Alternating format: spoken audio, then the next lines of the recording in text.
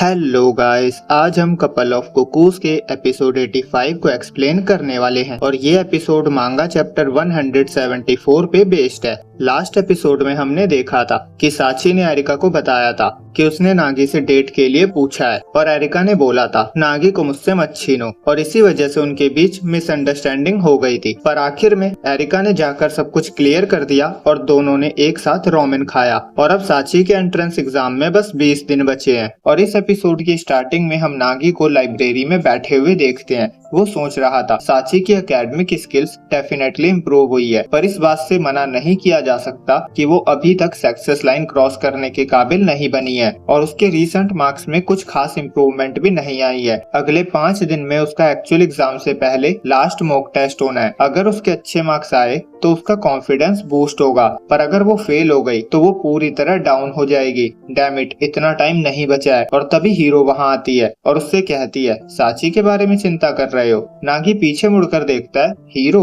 वो मन में बोलता है ये कब आई, और उससे पूछता है मॉर्निंग स्टडीज के लिए आई हो। हीरो कहती है वैसा ही कुछ। वो कहती है तुम परेशान लग रहे हो और ये साची के ग्रेड्स की वजह से है। नागी कहता है तुम्हें कैसे पता। हीरो कहती है ऑफ कोर्स मैं बता सकती हूँ, मैं उसकी फॉर्मर होम ट्यूटर हूँ। नागी कहता है हाँ, और हीरो कहती है मुझे पता था एक दिन ऐसा जरूर आएगा जब साची लड़खड़ाएगी। वो कहती है मुझे लगता है मेरे बीच में आने का टाइम आ गया है, यहाँ से मैं उसे संभाल लूंगी, मैं प्रॉमिस करती हूँ मैं उसके मार्क्स बढ़ाने में उसकी हेल्प करूंगी। नागी कहता है पर साची ने तुम्हें फायर्ड कर दिया था। हीरो कहती है ये सच है, पर मुझे लगता है मुझे फोर्स करना ही पड़ेगा, चाहे उसे ये पसंद ना आए। उसकी एक्सेप्टेंस इसी पे डिपेंड करती है। नागी कहता है राइट। हीरो कहती है मैं भी उसे सक्सीड होते देखना चाहती हूँ। और नागी कहता है मुझे लगता है साची खुश होगी। हीरो कहती है और मुझे लगता है साची के लिए बेटर होगा अगर वो रैंक 2 वाले से सीखने के बजाय रैंक 1 वाले से सीखे। नागी कहता है तुम्हें इस वीक के टेस्ट के बारे में बात करनी चाहिए। हीरो उसकी बैक से टच होती है और कहती है जब तक ये तुम्हारे लिए परेशानी का कारण ना बन जाए।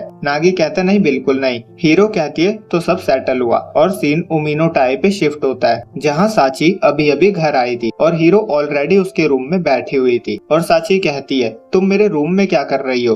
हीरो कहती है चिंता मत करो, मैंने आने से पहले परमिशन ली है। वो कहती है मैं यहाँ तुम्हारी टेम्परेरी होम ट्यूटर के रूप में आई हूँ जिससे तुम अपने मॉक टेस्ट में अच्छा स्कोर प्राप्त कर सको। साची कहती है क्या मैंने तुम्हें नहीं कहा था कि मुझे तुमसे नहीं पढ़ना। हीरो कहती है तुमने कहा था, पर मैं चाहती हूँ कि तुम बस अपने एग्जाम्स में पास हो जाओ, इसीलिए मैंने नागी से तुम्हारी हेल्प करने के लिए परमिशन ली। और आगे वो कहती है अच्छा तो ये नागी का डेस्क है। वैसे उसने सही रेफरेंस बुक पिक करी है। और फिर वो कहती है ये डेस्क मुझे बहुत कंफर्टेबल फील हो रहा है। और आगे वो कहती है तुम्हें जापानीज में प्रॉब्लम है ना। वो कहती है जब तक तुम जापानीज में अपने मार्क्स नहीं बढ़ाती तुम पास नहीं हो पाओगी। साची हैरान हो जाती है और कहती है तुम्हें कैसे पता, क्या नागी ने तुम्हें बताया। हीरो कहती है नहीं। वो कहती है मुझे लगा जापानीज तुम्हारी लास्ट प्रॉब्लम होगी। साची सोचती है ये मेरे बारे में सब जानती है। और वो कहती है नागी ने कहा था उसे नहीं पता जापानीज कैसे पढ़ाया जाता है और उसने कहा तेजी से प्रोग्रेस करना मुश्किल है क्योंकि मुझे अपनी प्रॉब्लम सॉल्विंग एबिलिटी पे भी वर्क करना है। हीरो कहती है उसकी बात में दम है। और आगे हीरो बोलती है मैंने तुमसे कहा था ना क्वेश्चन को पढ़ने के बाद पैसेज पढ़ा करो। साची कहती है नागी ने भी यही कहा था। हीरो कहती है और कांजी प्रॉब्लम की बात करें तो उनका एक फिक्स्ड ट्रेंड होता है, तुम्हें उसमें परफेक्ट स्कोर करना चाहिए। साची कहती है नागी ने ये भी बोला था, पर मैं फिर भी अपने स्कोर्स नहीं बढ़ा पाई। और हीरो कहती है हमारा स्कूल एक प्राइवेट स्कूल है जिसका मतलब है एंट्रेंस एग्जाम का पेपर करंट टीचर्स बनाते हैं और इस बार शायद सुजुकी सेंसे की बारी है। साची कहती है तो क्या। हीरो कहती है ये देखो। वो साची को एक बुक देती है और कहती है ये हमारे स्कूल के पास्ट ईयर्स के क्वेश्चंस का कलेक्शन है और मुझे लगता है 4 टीचर बारी बारी करके एग्जाम्स बनाते हैं। वो बुक में एक क्वेश्चन पेपर निकालती है और कहती है 8 साल पहले जिन टीचर ने ये पेपर बनाया था उन्होंने ही 4 साल पहले भी बनाया था, तो इस बार भी वही बनाएंगे और वो लव स्टोरीज पे बेस्ड होगी। साची खुश हो जाती है और बोलती है मुझे नहीं पता था ऐसा भी कोई रूल है। हीरो कहती है इससे मॉक एग्जाम पे इफेक्ट नहीं पड़ेगा, पर उन टीचर को रोमांस नॉवेल्स पसंद है और कोई ऐसा इंसान जो इंट्रोवर्ट हो जैसे नागी वो टीचर की प्रेफरेंसेस के बारे में कभी जानने की कोशिश नहीं करेगा। नागी बस सामने से अटैक करना जानता है, पर मैं इंफॉर्मेशन गैदर करने पे ध्यान देती हूँ।